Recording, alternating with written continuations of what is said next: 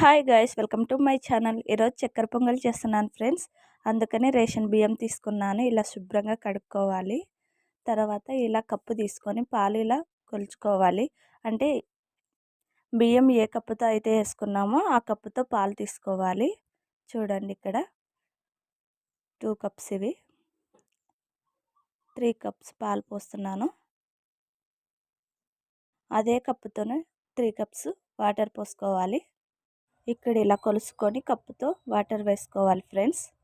చూడండి, పాలు వేడెక్కనివ్వాలి. ఇలా ఒక పొంగు వచ్చేదాకా. ఇలా ఒక పొంగు వచ్చినప్పుడు యాలక పొడి వేసుకోవాలి. ఇలా అదే కప్పుతోన షుగర్ కూడా వేసుకోవాలి. మీ రుచికి సరిపడా వేసుకోండి. నేనైతే 1.25 కప్పు వేస్తున్నాను.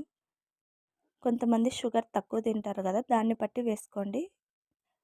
ఇప్పుడు కాసేపు ఉడకనిచ్చి ఇలా ఒక పొంగు వచ్చాక చూడండి, ఇలా ఉడకాలి. తర్వాత శుభ్రంగా కడిగిన బియ్యాన్ని వేసుకోవాలి.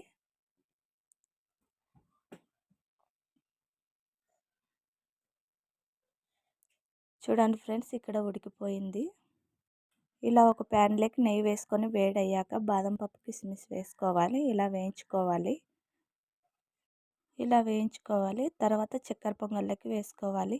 చూడండి ఫ్రెండ్స్, ఎంతో రుచికరమైన చక్కెర పొంగలి అమ్మవారికి నైవేద్యంగా పెట్టడానికి చాలా బాగుంటుంది ఫ్రెండ్స్. మా వీడియో మీకు నచ్చినట్లయితే లైక్ చేయండి, షేర్ చేయండి, సబ్స్క్రైబ్ చేసుకోండి. అందరూ వీడియోస్ చూస్తున్నారు కానీ లైక్ చేయట్లేదు, సబ్స్క్రైబ్ చేసుకోవట్లేదు. ప్లీజ్ సబ్స్క్రైబ్ చేసుకోండి ఫ్రెండ్స్. Thanks for watching.